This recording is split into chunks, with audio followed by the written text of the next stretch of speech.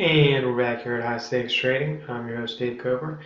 This is week 4 Zen, and we are in the last day here, and we're going to be talking about monitoring today.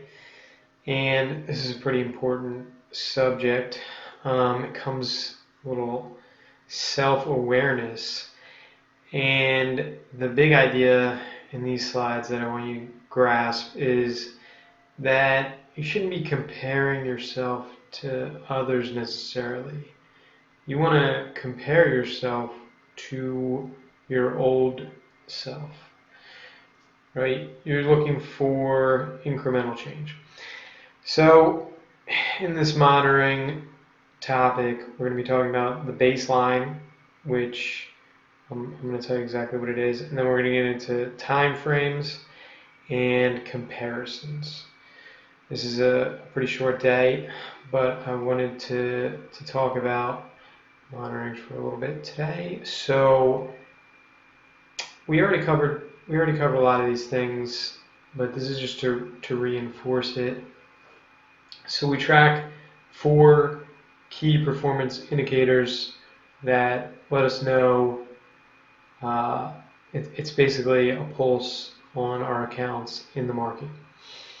And for us, since we're doing 1 trade a week, we're looking at last year's ROIs, pretty good sample size.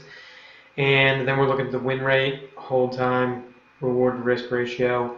And to get a quick baseline, let's just look at the last year. And so you could be all over the place, right? You could have lost it all. You could have tripled up or even more. But most people are probably in the 30, minus 30 to plus 50% range.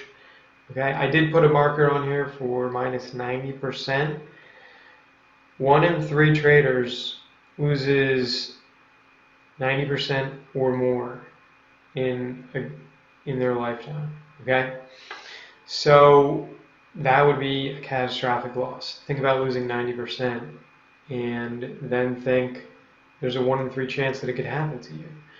So right away, if you're losing 90%, you have problems with your position sizing and your position management.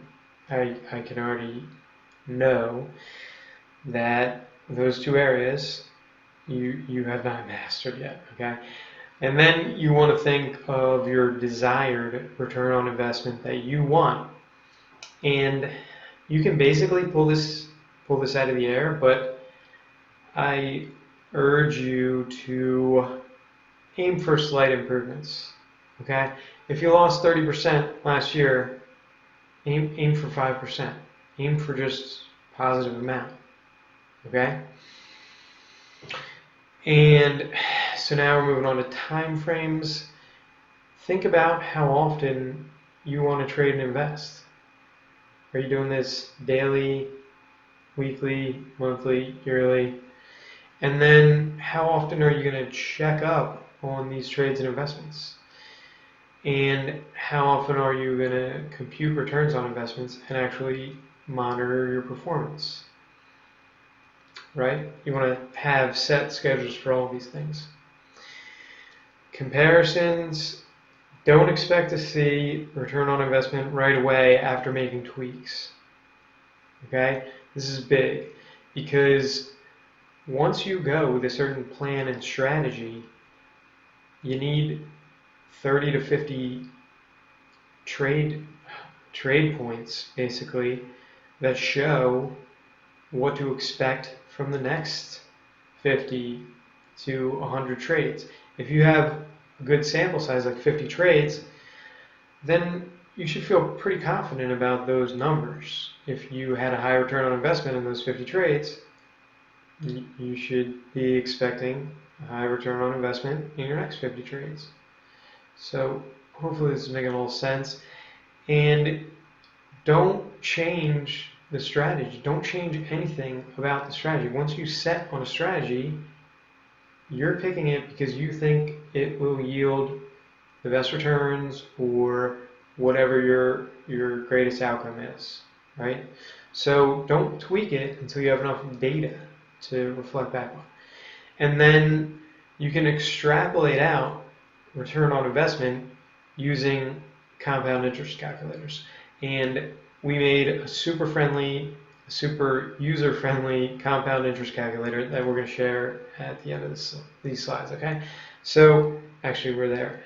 The action item today is to download the interest calculator to see where you'll be in 1, 5, and 10 years with your current returns. So compute where you'd be with your current returns, and then compute where you'd be with your desired returns. And I love these exercises. This is fun to me because I get to project out earnings years and even decades. And if you're making the right return on investment, things begin to look more and more positive the further out you stretch it. And have fun with it. You know, see what it would be with a higher initial amount, a lower initial amount, higher ROI, lower ROI, and then do different time frames. Compound it daily. See what 1% a day would get you, and things like that. Okay, so you can do that all in the interest calculator file. It's an Excel file, so you're going to need Microsoft Office or Microsoft Excel. And that's it for today. So I will see you next week where we pull this all together in the Science Week, where I share my market experiment with you all. And we do have 50 data points, so I do see these numbers as statistically significant. And I'm gonna give some back testing as well, some back testing results. And it's really things that we've pulled out of the statistics, and it's super cool stuff. So hopefully you're excited as I am to share it. Okay, I will see you next week.